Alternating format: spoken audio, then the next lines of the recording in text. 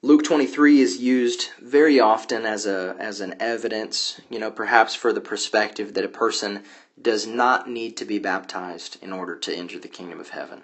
Now, before I comment on it, I'll just show you sort of what's happening.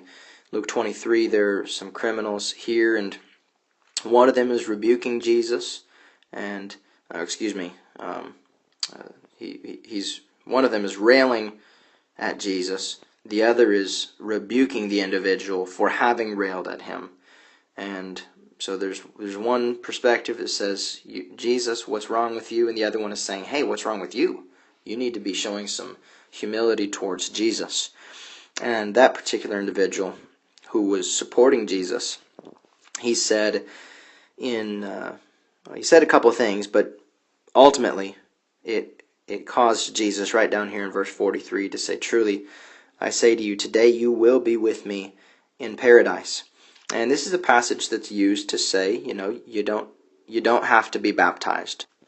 But if this video does anything else today, I hope that the Lord will use it to simply open, perhaps give you a different perspective to at least say, well, you know what, I don't know for sure that he wasn't baptized. In fact, I think there's some good evidence to say that he was baptized. But the reasoning, I think, goes like this. See, he's going to go to paradise, and the reasoning for saying that he wasn't baptized, and maybe people just don't think it through very much, but the reasoning is just to assume that this guy didn't, prior to the cross, know Jesus, nor did he know John the Baptist who prepared the way for Jesus, nor did he have a repentant spirit because of, or by virtue of him being a criminal, according to verse 39.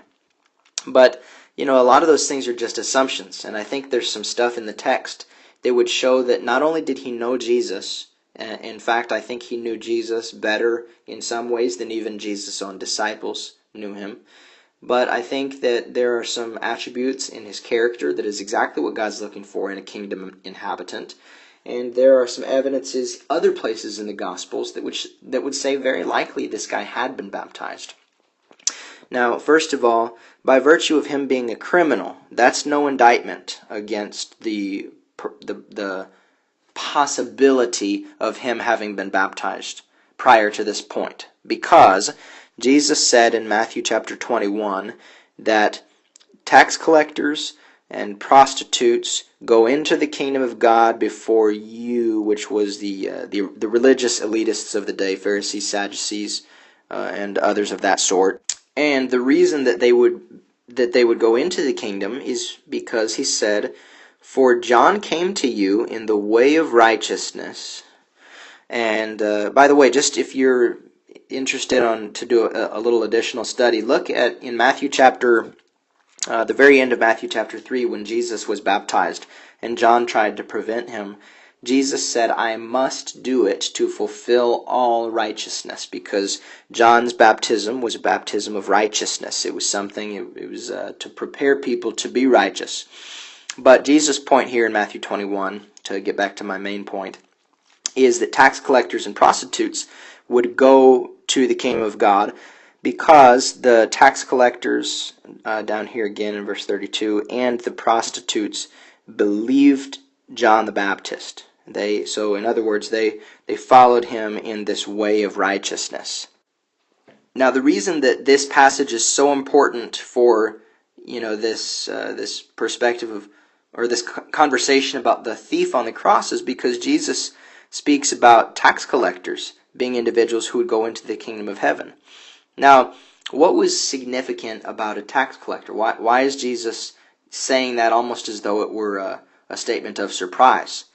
Well, it's because tax collectors were notorious for taking more money in their collection of taxes than they were supposed to. In other words, if Rome was requiring a tax, the tax collectors were to take only that amount, but they were notorious for taking more for themselves. Now, what would you call somebody who took something that wasn't theirs or took more than they were supposed to? Well, you'd call them a thief. So Jesus is saying thieves are going to enter into the kingdom of God because they believed John the Baptist.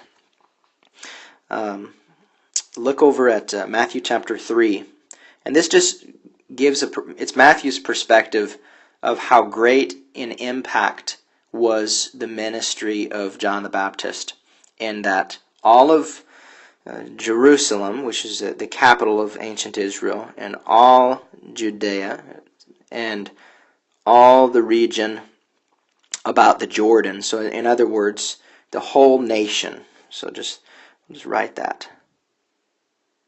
Whole nation.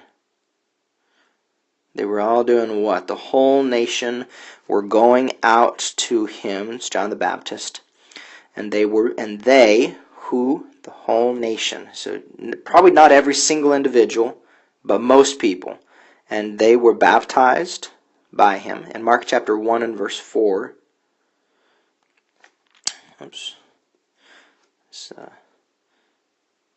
Mark 1 and verse 4 says that it was a baptism for the forgiveness of sins.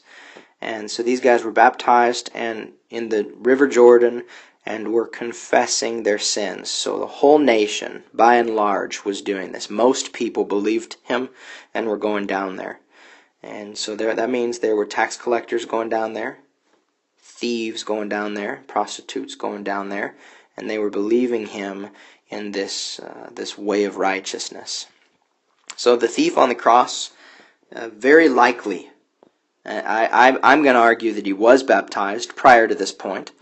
But if that's not enough for you, just the fact that most people did, and just by virtue of him being a criminal, that wouldn't discount him from having been baptized at some other point. Let me show you another evidence that I think maybe is a bit more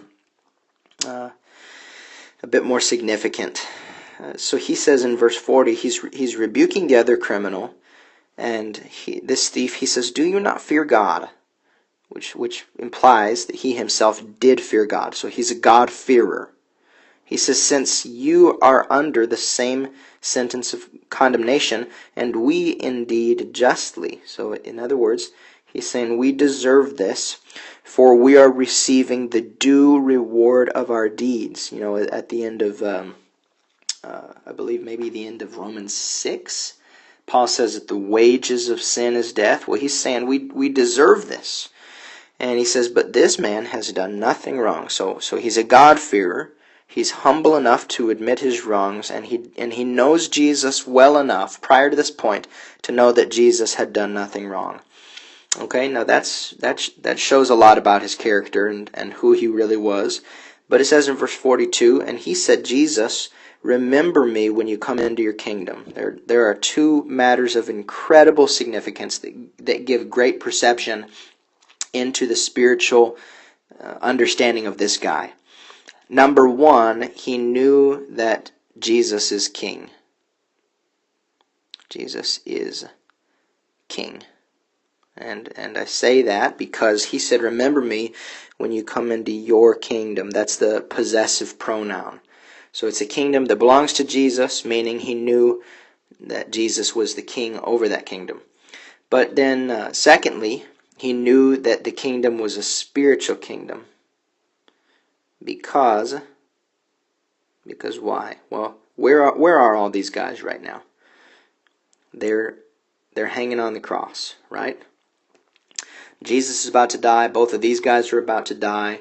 And this guy somehow or another doesn't think that death is going to have any impact on the fact that Jesus is still the king, and the fact that he's still going to be able to do some remembering even after his death, and he's still going to have some kind of, authority to be able to look back upon this guy in the previous life who asked him to come and be a part of his kingdom. And keep in mind, this spiritual insight that the kingdom would not be disrupted by Jesus dying, that is something that nobody else understood.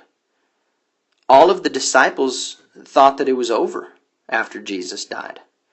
Yet this guy seems to know that Jesus dying that's not going to change anything.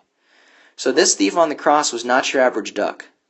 He had obviously known Jesus prior to this point, which would mean that he most definitely had known John the Baptist. And by way of him being going into paradise here. It's the same thing as, being a person of the kingdom of God. Paradise is promised to you also.